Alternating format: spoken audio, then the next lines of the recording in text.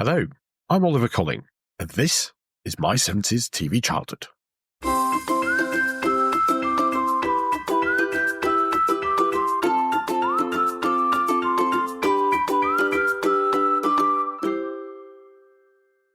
Welcome back to My 70s TV Childhood.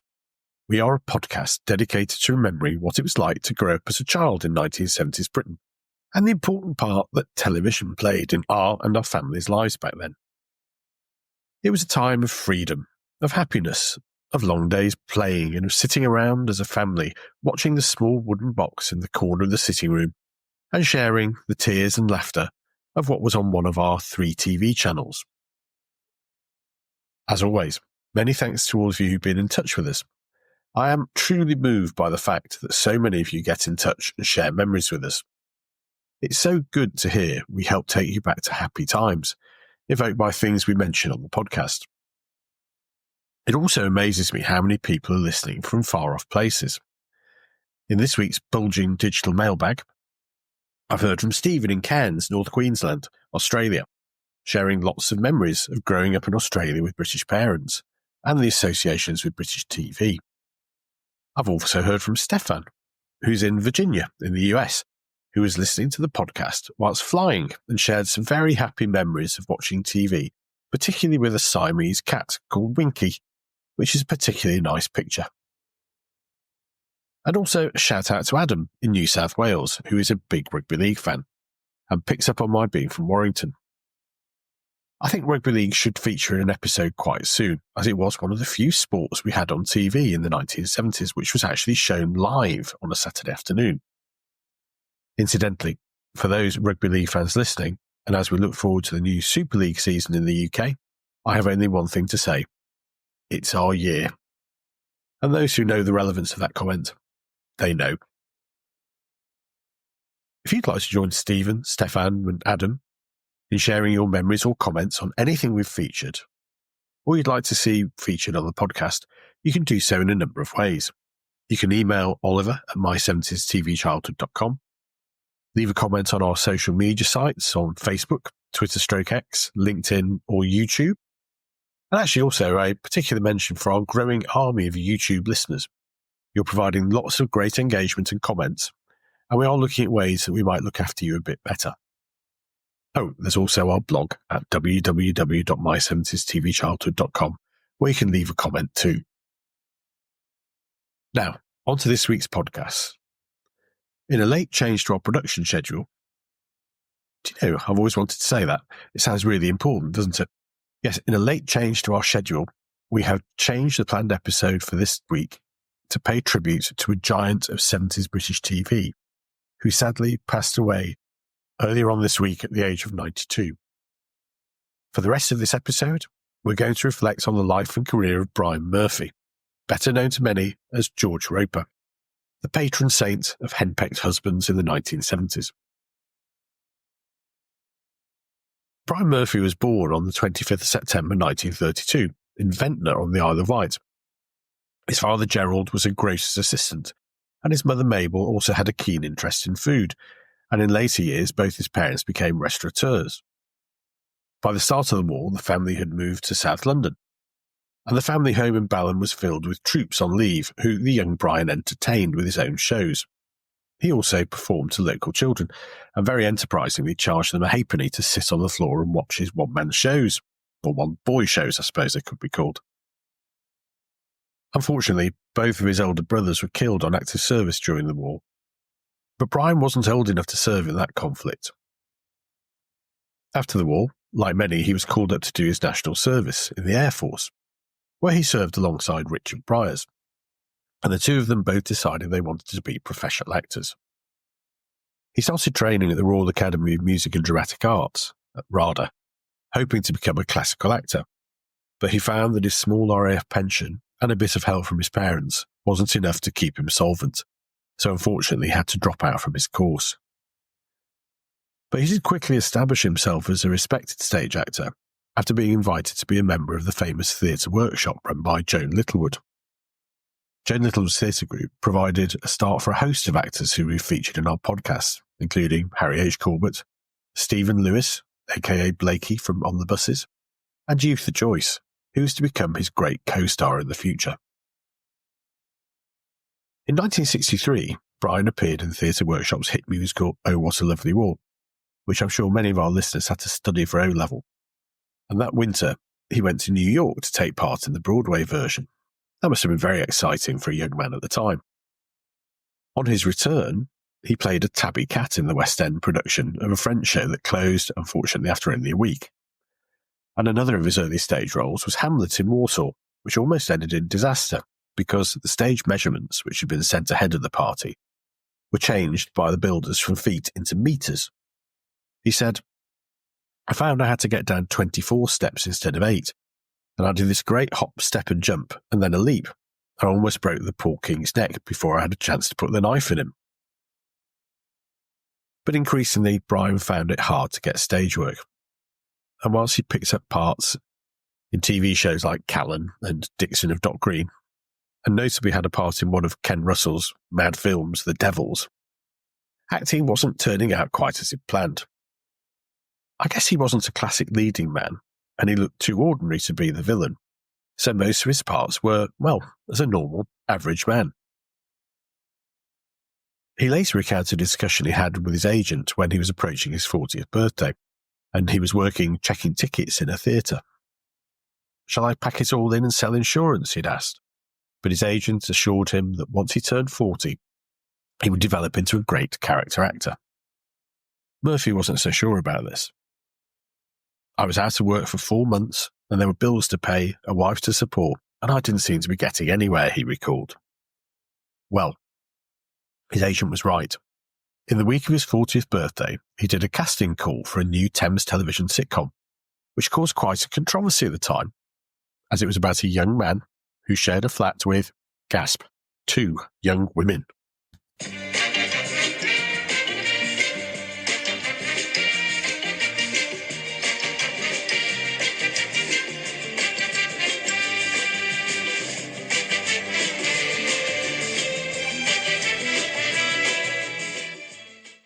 Man About the House was a bang-up-to-date sitcom about this unconventional living arrangement. It does pull me up a bit to think that even in the mid-70s that this was so controversial.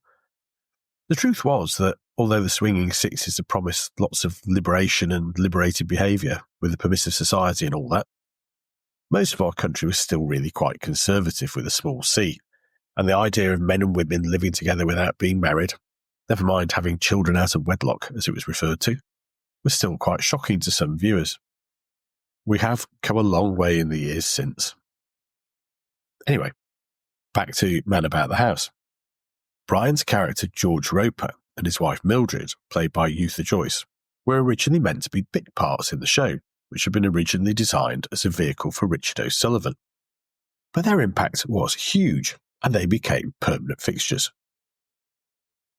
George Roper was the lazy, grumpy, henpecked landlord, playing against Yootha Joyce's domineering, aspirational Mildred. Their frustrations and resentments were at least as funny as some of the antics of their younger neighbours, and I think they struck a chord with many people who could see some of themselves or some of their own relationships in the couple. In a later interview, Brian Murphy explained, "George and Mildred were a husband and wife who wanted different things in life. Mildred was a bit of a snob who wanted to emulate her middle-class neighbours, while George insisted on staying true to his working-class roots." And that, I think, is the key to why their double act proves so popular. In so many couples, each partner wants something different, but life means they can't always get what they want.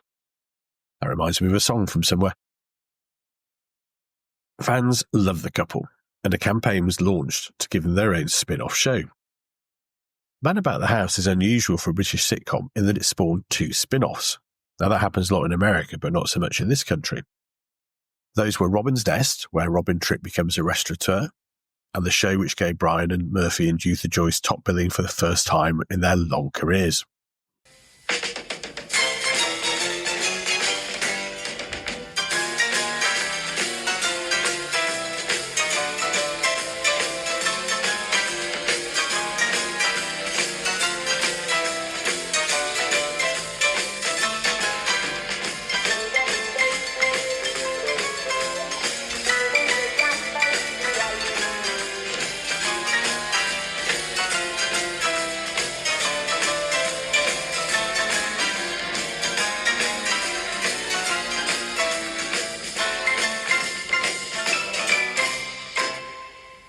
George and Mildred had a pretty simple setup, with the pair moving into a modern, upmarket housing estate, taking with them their distinct personalities and risque innuendo.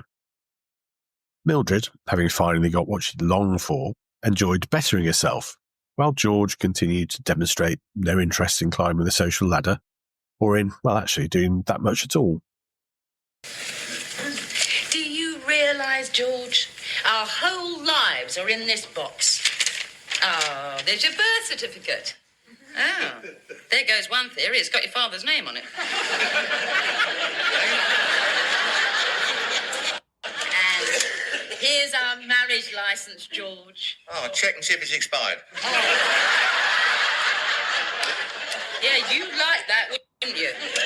Oh, look, George, your old passport.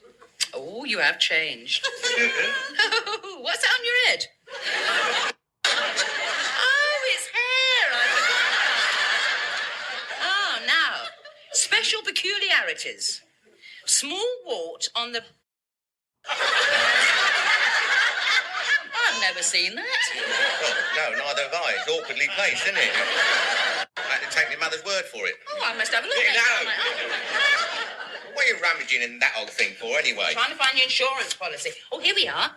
The Putney District Benevolent Society. I see. George, you haven't paid any premium since 1952. Ah, well, no, yeah, I can explain that.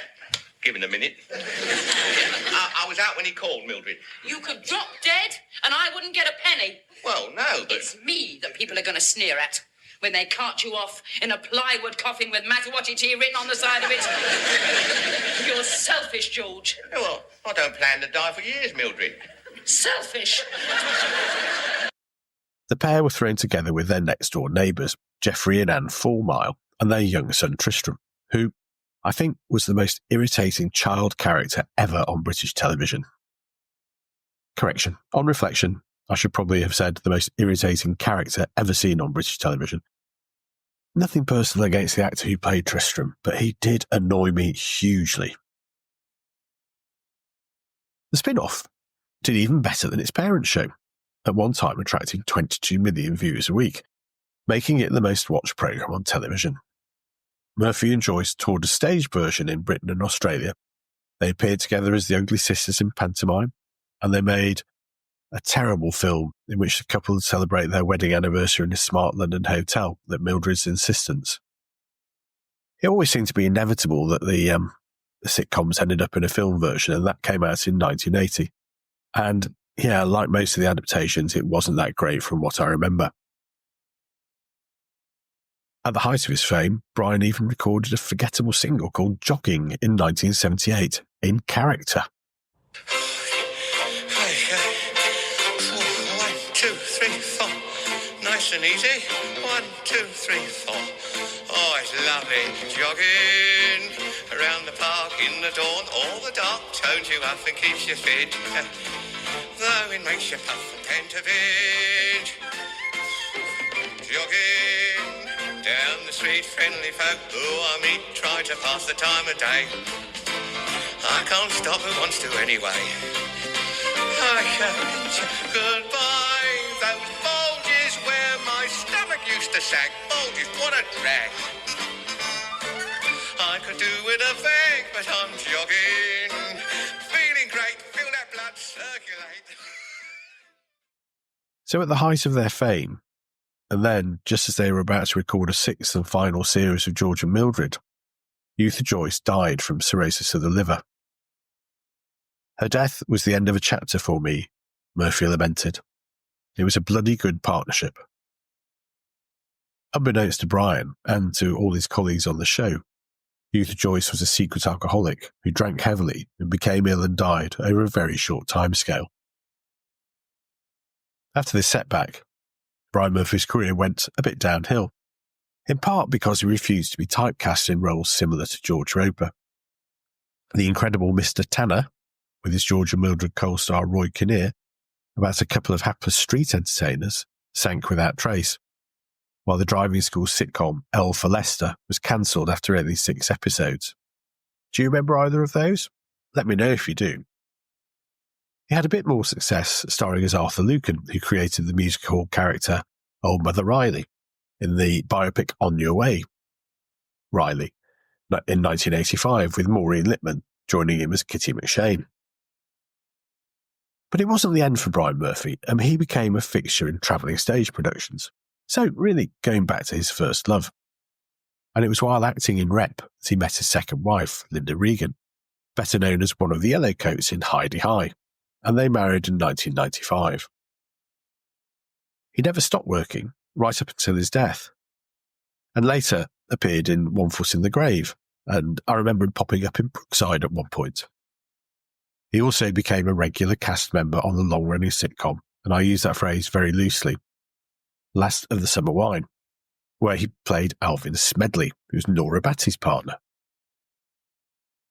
Brian Murphy was a huge figure in 1970s British TV, and he will forever be remembered as George Roper, in spite of his wish not to be typecast. George was a normal, everyman type of character who many of us, and especially our parents, I think, could easily identify with. And, more than anything else, he made us laugh, and that gift of laughter is a priceless one. Thank you, Brian. May you rest in peace. Were you a Man About the House or George and Mildred fan? And am I being unfair on finding Tristram incredibly irritating? As always, you can let me know by getting in touch via one of the ways I mentioned earlier in the podcast.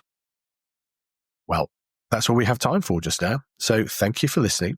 Please like, rate and review us wherever you get your podcasts, and join us again next week for our 70s TV trivia-related quiz and in a fortnight for our next regular podcast. Take care, and hope to see you again soon for more from my 70s TV childhood.